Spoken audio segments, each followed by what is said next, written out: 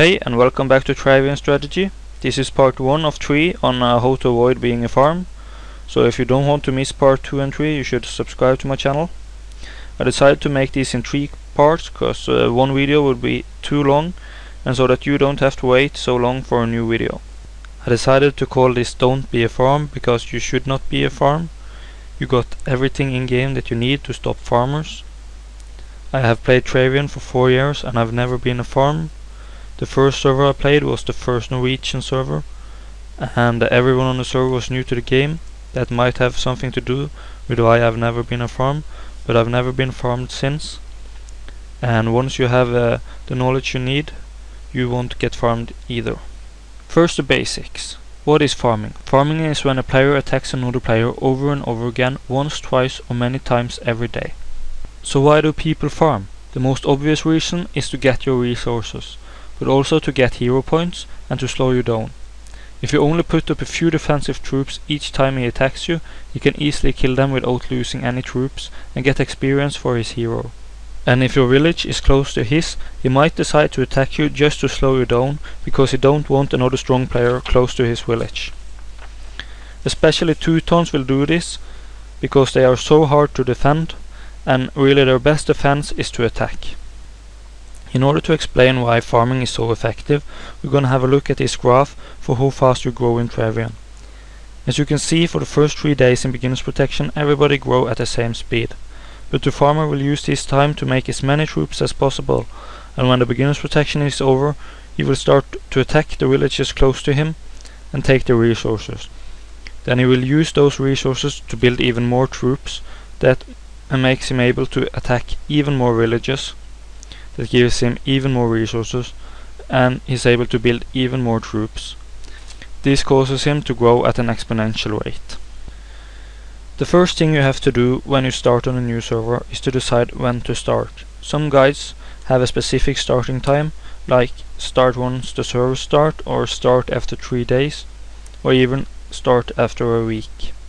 I'm going to have a look at different starting guides later, but for now, when we talk about not getting farmed, I'm just gonna say as a general rule that you should not start in the first 8 to 10 hours of a server.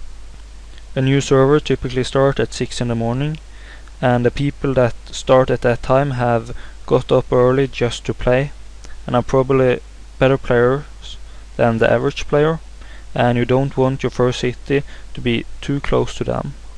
But if you wait, like I said, 8 to 10 hours to most people have got home from work and school, you will be more likely to get your first village close to a lot more random and new players.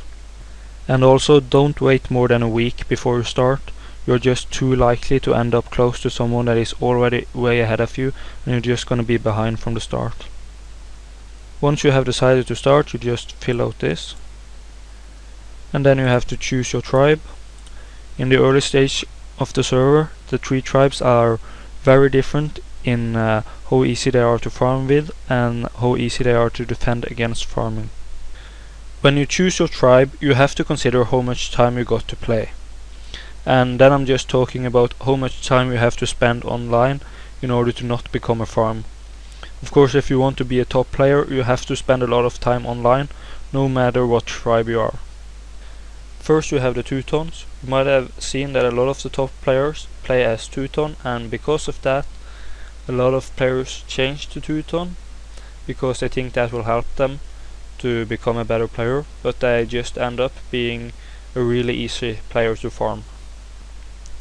In the beginning of the server, these are the only troops that anyone is going to have, and if you look at the Teutons, you can see that they are useless in defense. Teuton's best defense is to attack and farm the people around them.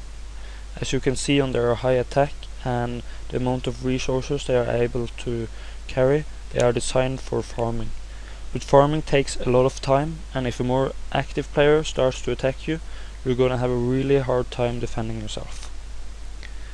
If you look at the Gauls, you will see that they are the best defenders. They are also easy to defend for other reasons.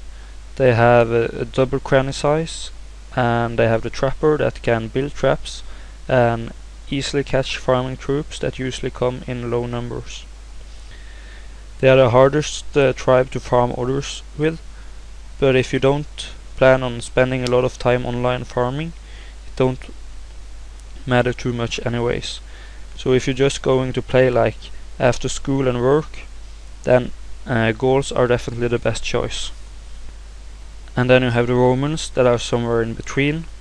They have the attack of the Teutons and almost the defense of the Gauls, but they cost a lot more for each unit, so you won't get as many. So you really have to consider how much time you got, not only the day that you start up, but also in the next weeks.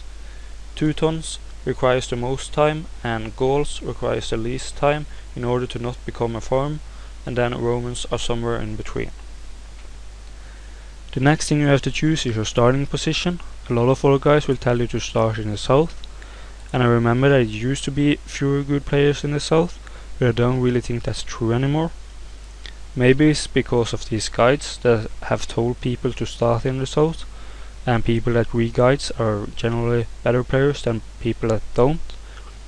But anyways, on the servers that I've played for the last year, I haven't noticed any difference. If you got any friends that play, you want to start at the same time in the same area as them, but if not, you could just select random or anything you like. Next time I'm gonna continue on what happens in game and what to build, etc. And then part 3 is going to be about troops and how to use them in the best way. So make sure you subscribe to my channel, and I'll see you guys next time.